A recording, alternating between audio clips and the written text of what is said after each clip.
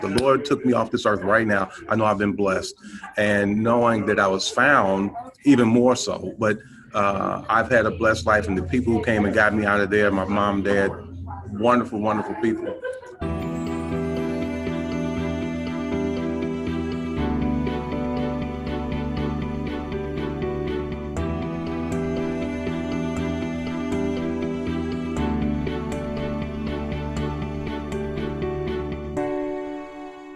My guest today is Joseph Wood. He's an elected official and currently serving in Arkansas as a Washington County judge, and he's the author of 2 books, Saving Joey and Adopting Joey.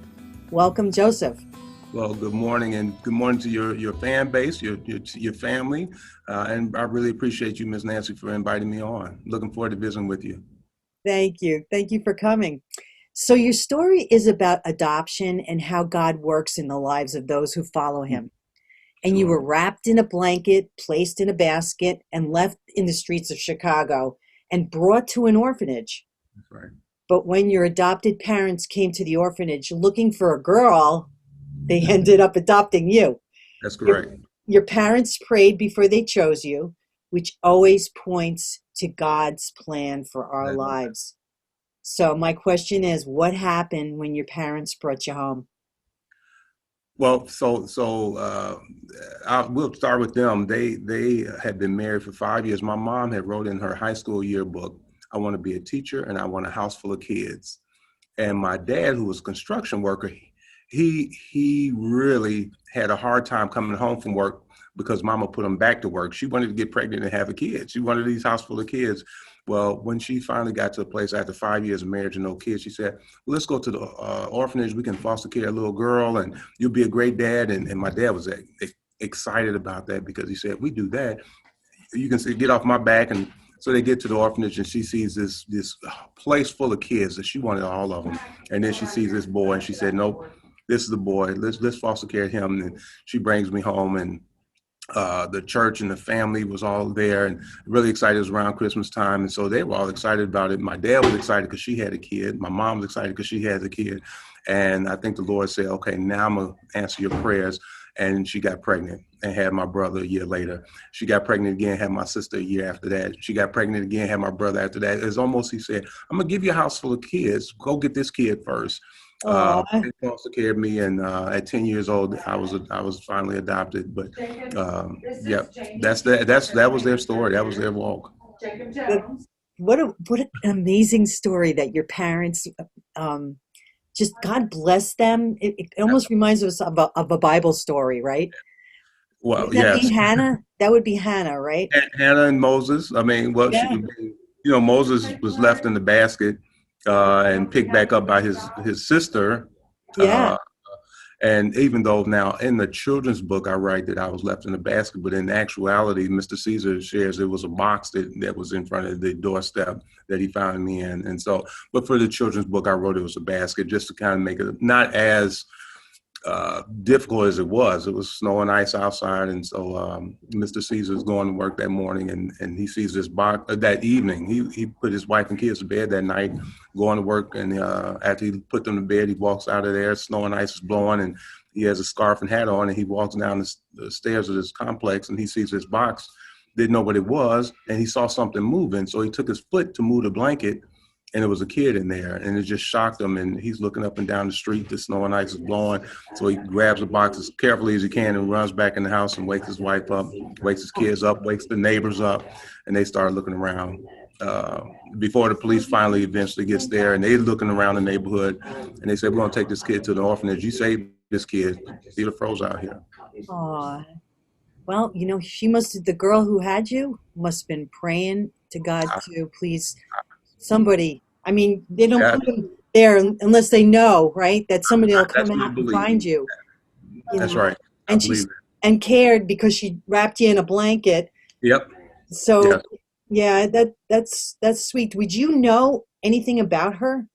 Nothing. I wrote in the book that it was a young girl. That's in my head. No one knows this. The story I write, Saving Joy, is the story that Caesar shares with me. Mr. Caesar, the military Korean veteran who's going to work that night and sees this box or this basket in the book.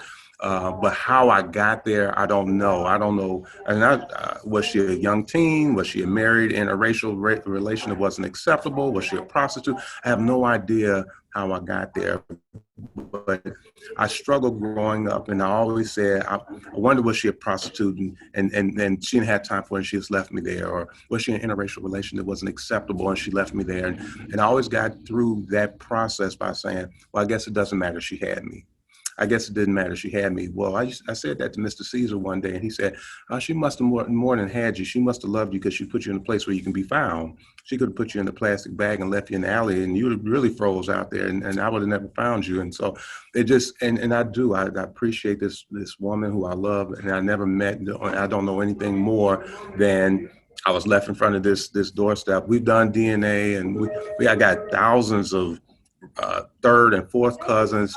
I think I found one or two second cousins, but no first, no brothers, no sisters, no moms, no dads, no grandparents. So it's, you got to be in the system, I guess, to be traced, I guess. Yeah.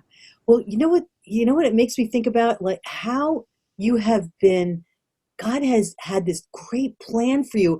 Not only were you found and she left you there and you were found, she had you to term, That's right. right? That's right. She fully had you. She put you somewhere she thought you would be found. And then you get to be in a family that was, sounds like it was an encouraging family. There couldn't have a better cheerleader or supporter than my mom. She was the biggest supporter.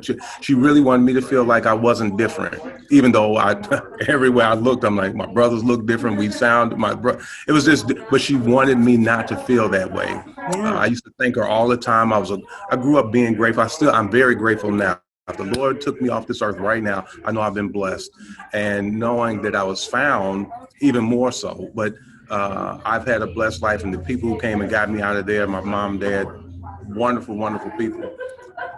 And not only that, you've been groomed for this amazing position where you are right now. And who knows where God is going to put you next. Letting him order our steps. That's exactly what we're trying to do. Wow. Just let be an empty vessel for him to use me and use us in any way he can. That's wonderful. So my last question to you is how do you feel God's presence in your life? So early on, when I say early on, probably sixth, seventh grade is probably about the time where I was always in the church. I became an altar boy around that time. We were in, so they got me out of Catholic orphanages, St. Vincent's. Now it's Catholic Charities. It still exists downtown Chicago. It's no longer orphanage, but they still feed the hungry and the homeless and work with children and young women. And they still exist downtown Chicago. But when I became an altar boy, that really started again learning my faith and trying to understand more that I was going to be a priest. I got accepted in seminary, so it's always been a part of who I am. Then I met my wife, who was not Catholic, she was Baptist, and then we started this search of our church, and that's when the Lord said, "Hey, you learned about me. I want you to know me personally," and that started my journey of getting to know Him, got saved, and but around seventh grade, when I started working in the church and being an altar boy and all, I used to write. And that was my way of working and writing. It was almost like I was journaling to God, to Him, saying, why did I get left behind? Why was I given up for adoption? What did I do? I mean, it's just this questioning. And then, like I shared with you earlier, the struggles I had through high school of trying to figure out, was I a product of incest? And I'm telling you that marinates on you for a while, and you're trying to really sort it all out. And months would go by, and I'm still on that. What was I could be a product of that, and then I get to a place. The only way I can move forward is to say, I guess it doesn't matter. She had me. I'm here. Praise God, and I move on. Then another thought comes. I wonder were they in an interracial relation, married, but they couldn't. That wasn't acceptable back then, and they had to get a kid up. And I would go again months on that, and I would stop and say, I guess it didn't matter. She had me. Too young, too old. And each one of those, I was write and journal and talk about it to God. And again, I think it helped me get to a place. But at 45 years old, when the laws changed in Illinois and said, if you were ever adopted in the state of Illinois, you can have your original birth certificate. And that's when I said, wow, if I get my original birth certificate, I will know who my birth parents are and let them know, hey, whatever happened, I'm okay, and we'll move forward. And it took a month to get it to me because they were overwhelmed by the number of people looking for their original birth certificate. Well, when Sure. I finally got it, it said, this is your foundling birth certificate. And I'm looking like you, Miss Nancy, what's a foundling? And I looked it up. You were found. You were abandoned. And you were found on this day. And I had to pause because I'm like, that's the day I celebrate as my birthday. And they said, no, that's just the day you were found. You were found on this day by this man at this address, and you were received in the orphanage by this doctor.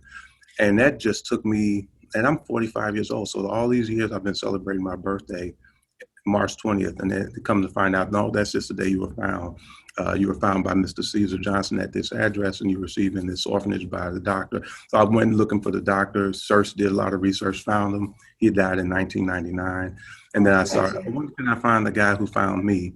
And all the numbers, 90% of the people I found were younger than me.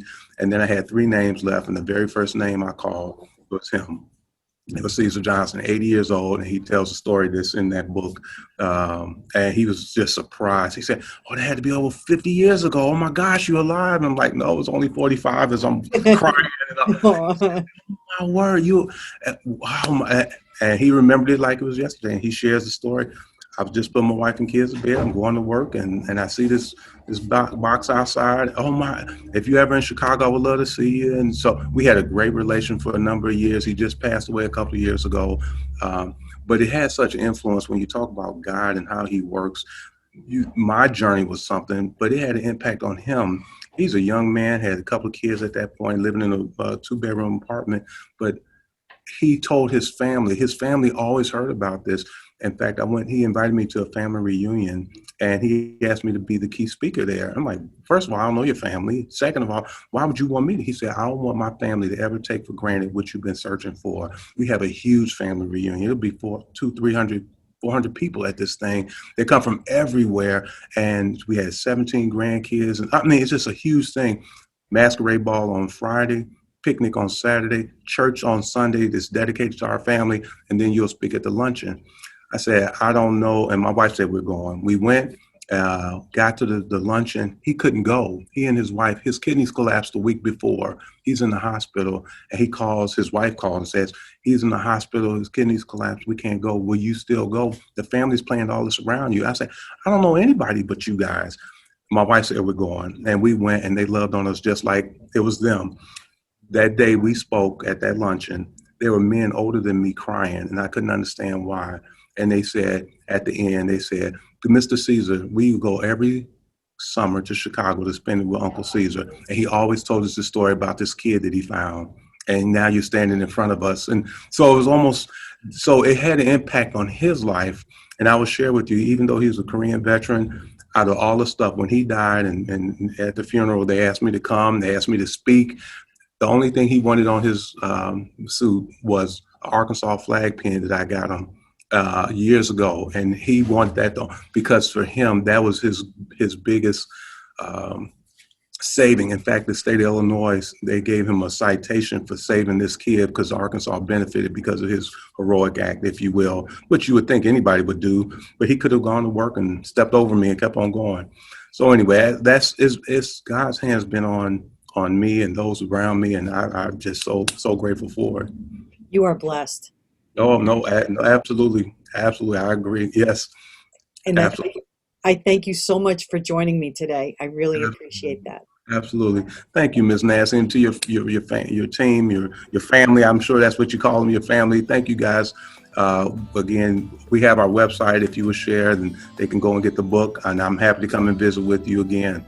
Great. And I will have you back again. Excellent. Thank you so much. To get your copy of Saving Joey and Adopting Joey, go to josephwood.org. Thank you for watching The Call with Nancy Sabato. If you like this segment, please share it. Until next time, may the Lord bless you.